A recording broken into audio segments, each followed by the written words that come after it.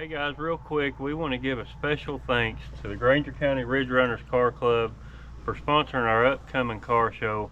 If you want to check these guys out on Facebook, they have a huge following on Facebook. They also do a local cruise-in every Saturday night that starts about March, April. Now, these guys are hardcore. They will go all the way up into December, weather permitting anyway. Yeah. But we really appreciate them coming on board with us and sponsoring this car show. If you're in the area, come out on a Saturday night to the Food City in Blaine, Tennessee, and check out some really nice cars and just meet a great group of guys. I mean, they all are good people. Right, they Real really are. How's everybody doing? We're back here today at the our makeshift little filling station, and we got a good one for you today. This is Mr. Paul, and this is his little Ford Sedan right here. Come on, Paul, give us a rundown on this. Give us the year, make, model, motor. Give us all the good stuff. It's a 48 Deluxe Sedan. It's got a Blazer disc brake rear end, Mustang II front suspension, 350 Chevy, 350 turbo transmission. Nice, dependable driver. Drive it anywhere you want to. Not have any problems. Now, what he said there, he drives this car, because I know this man, and I have seen this car everywhere we cruise it.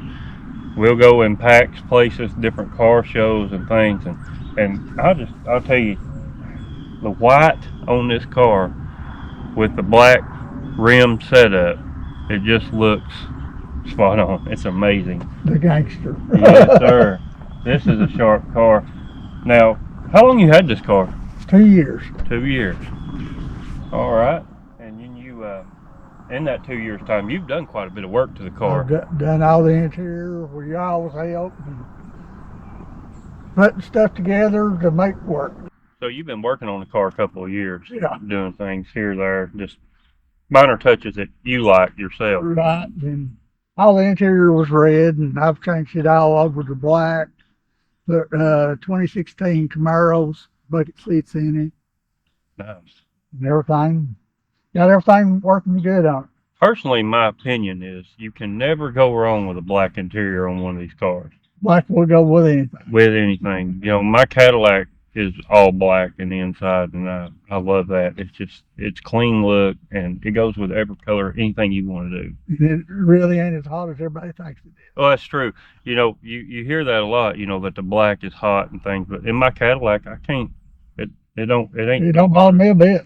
Yeah, it's really no hotter than my 60 is. Nope. And my 60's got gray interior. Right. But man, that black, something about a black interior. And I'll tell you, black goes really good on these cars with a couple of different colors. White is one of them, red is another one. You got to have the right setup to run a black wheel. And I'm just going to step out of the way. And these wheels on this one, they look great on this white. That's a good pick on those wheels, Paul. You know, everybody said to start with, I don't know if I like black wheels on that car.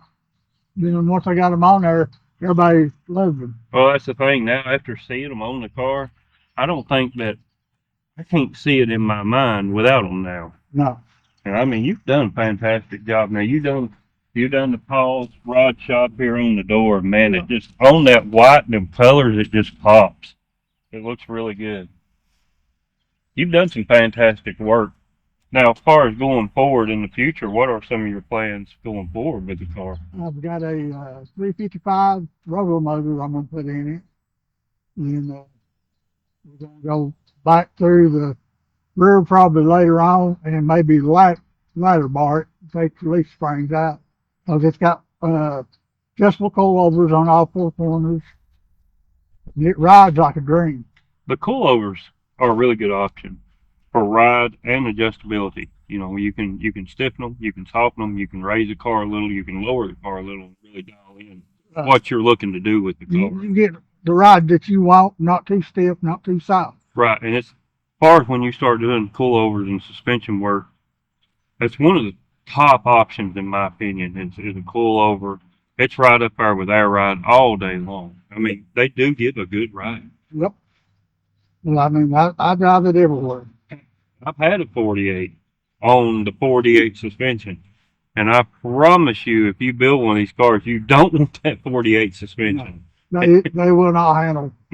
No. And, these cars, to have one completely modernized like this is really the setup that you want to be able to drive it in today's conditions. I mean, speed limits and roads and things like that, and comfortability if you're really putting miles on it. Right, and the kit that's in this car is an all bolt-in kit. You don't even have to weld it in. Nice. That's good. You can put it in there, slide it in where you want it, drill your holes, bolt it in, then just hook everything up, and you're good to go. Yeah, that's really nice. I really like it when you can do a modification like that. You don't really have to cut into the integrity of the car, or the structure of the car, and drastically modify things to get them where they want. And you'd be shocked at how many people think that you've got to go to these extremes to get. That you got to butcher it up and start all over. Right. You don't. No. This one's still got the factory X-frame in it and everything. Where did this car originally come out of? Is it a Tennessee car? Or? It is a Tennessee car. The guy that started the car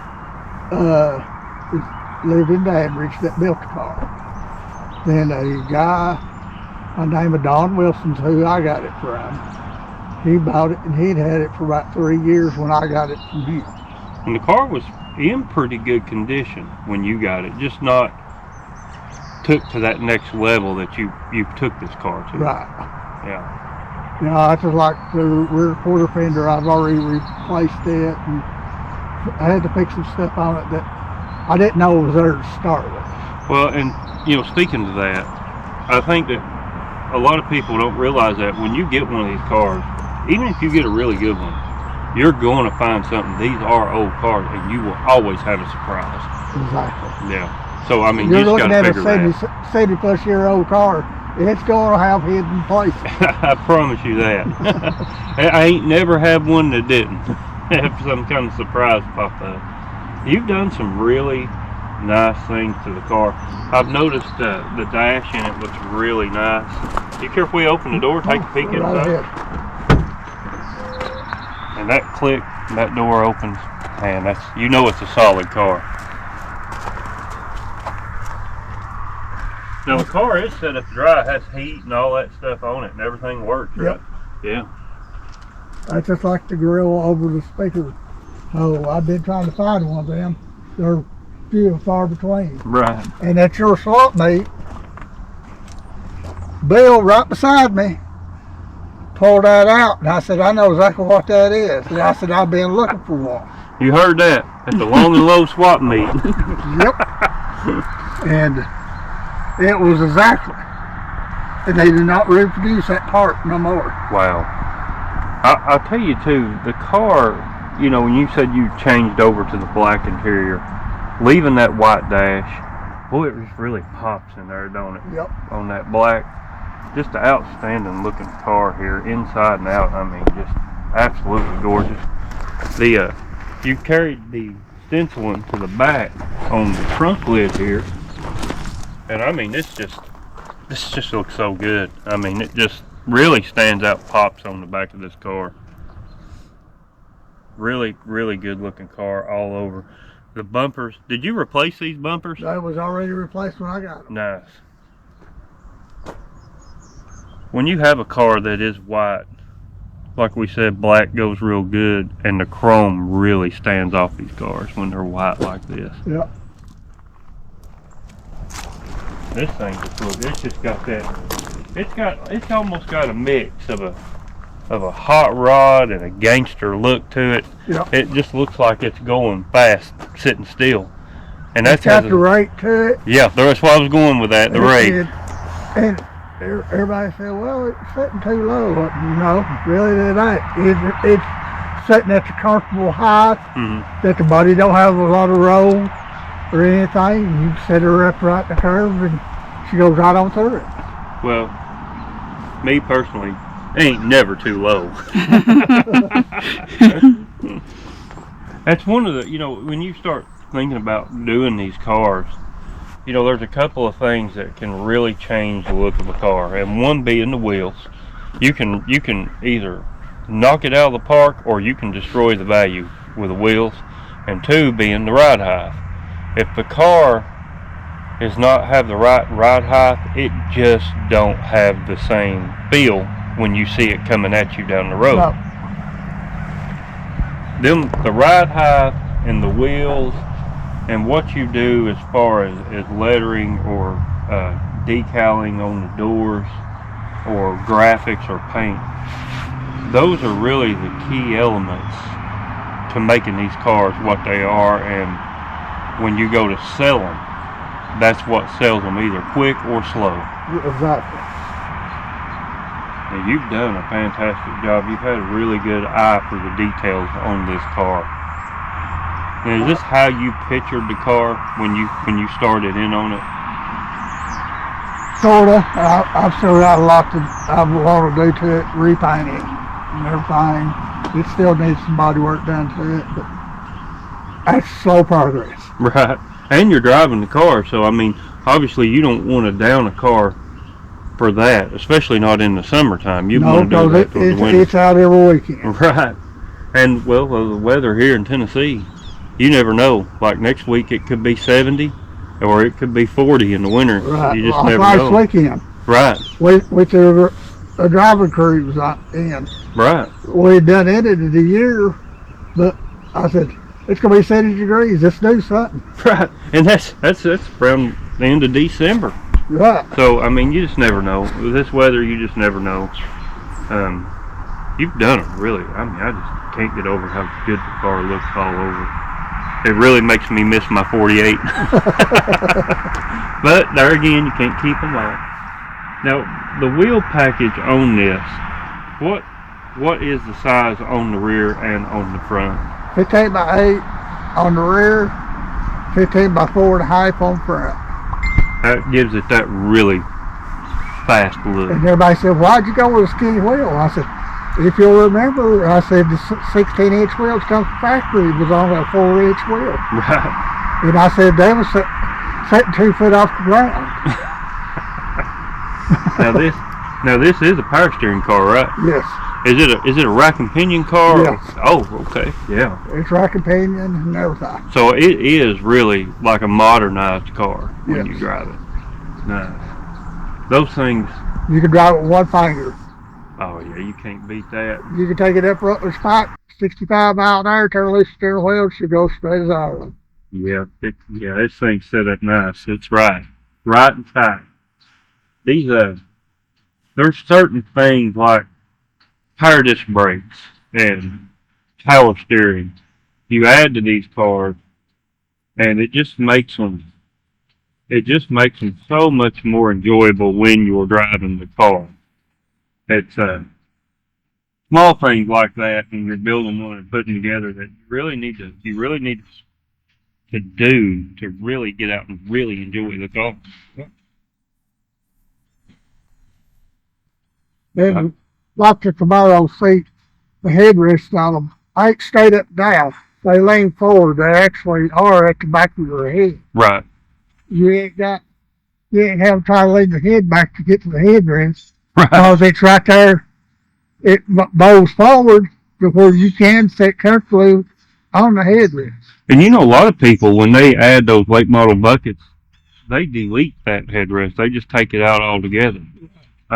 They actually work in this car, and that's what you want. I'm actually shocked at how good the Camaro seats actually fit and look in the car. That's and perfect. That gives you a good, comfortable ride right there, too. Sitting in, Everybody that's rode in it said that was the most comfortable seat to sit in. you can't beat that. Well, you've done some outstanding work on this car. Now, you said you were going to change the motor to a 355. Yeah. Are you going to do anything as far as that transmission in it, or are you going to stay with the It's already built up. It'll have a 2800 converter in it. It's got a small roller cam, everything in it. Oh, this car will have a good sound to it. It'll have a good thump to it, good sound. Still be able to drive it. Right. That's going to be a very nice edition right there going forward with that motor in it. That would be that would be the icing on the cake for sure. Yep. Now the motor that's in it, it's no slouch. It's 350, right? It's a long stop 350 with 600 Holly on it. You're running aluminum radiator and all that stuff. No. No, really? Still running the factory radiator. Wow. And it in the summer won't run over 170 degrees. You can't beat that. You can't beat that at all. Really, if you get one of these cars that you can actually use that factory radiator, you're better off for it, because even with the aluminum radiators, they're not built to the quality that what these original ones were. No. Well, you could rebuild them. You know, you could have them rotted out, and nowadays you just can't. You have to replace it if something goes with plastic cores. Yep. And the aluminum jobs, they'll bust, pin leaks at the seams where the weld joints are, depending on the quality of the radiator that you buy. It really depends on what you pay for the radiator, how good a quality you get. And I'll tell you too, with these cars here, that's really something you need to think about, because when you're buying parts, aftermarket parts for these types of cars, you really get what you pay for nowadays. Right. I mean, you can buy a $100 radiator, last you a year or two, or you can spend a couple extra hundred and get you a Griffin or something. They'll last you 10, 12 years. Personally, me, I'd rather just do it one time and done. Right. And be done with it. So I don't want to get out and have an issue. None of us do. No. You see a lot of people that they do put these cars together and they don't drive them because they are afraid that, they're going to get No problem. 100 miles out, the car's going to go down, and it's a tow truck bill. But the way I kind of look at that is, I might be out in my daily driver and it might break down. I don't know. I'm just assuming that it won't. Right. It's the same with these. I'm going to have to do the same thing. If it lays down on me as I am this, I'm going to have to call a tow truck. So exactly. I don't typically worry too much about it. Just get in it and go. That's what it's for. But there are a lot of people, they really draw back on longer trips. Right. They want to stick to a 20, 30-mile trip. That way they can get their buddy come out with a trailer to get them. Right. Last year we went to the rod drive. Was up there, drove through 3 or 4 times. And I said, we're going to ride. Right. We left there, went all the way out Wires Valley into Townsend, all the way through Wallen, all the way over in Maryville, back down 411. Just cruising. About a 125-mile trip. Right. Just sit there and just ride. Nice. And that's what you really look for. When you're putting one of these cars together, you want to get it to that caliber where you can do that, just worry about the car. Yeah, well, we've done that. We just, from time to time, we'll just get our 60 out and just go. Nope, not going anywhere particular, just out enjoying the car, enjoying the day. And that's really what we're about, It's like the trip we're planning all next year. Mm-hmm. Out to Past Friendsville. Yep, that's a pretty good trip. Me and Miss Amanda made that to that cruise in, and I think it was about a 2-hour drive out there, wasn't it? Mm-hmm. Going all back roads. Yeah. I love to go all back roads. Exactly. That's where you get your most enjoyment out of it anyway. Right. It's almost like you step back in time when you're on those back roads like right. that. You're just cruising. And I'll tell you what, there ain't no better feeling in the world when you get a big handful of these cars and you're just cruising down the road and there's a bunch of you going. It hits a certain way. It feels a certain way. People see you, thumbs up. Yep, waving. Right. There's no feeling like that in the world, is there? Nope. That's what keeps us going through all of the headaches sometimes that these cars entail. But, I'll tell you what, I really appreciate you bringing your car out, letting us take some footage of it, and just showing everybody just what a wonderful job you've done here, and just what a great looking car all over the place that this thing is. And hey, I'll tell y'all, and it pulled in right here at the Long and Low filling station. Man, it looks good. It's the best. Well, Mr. Paul, I appreciate you coming out. Appreciate you all. Telling us all about this thing. And you guys will be seeing him and this car coming up, because we got car show season coming up pretty soon. It ain't far off. Nope. And we'll be cruising. We'll be doing some other things and headed down to the diner. So y'all be staying tuned for that. Check us out on Facebook. don't forget, we've got a car show coming up here. It's going to be the Old School Showdown. Stay tuned for that and a lot of information on our Facebook about that. But until next time, we will catch you guys later. Have a good weekend. Back handle, the things turned out all.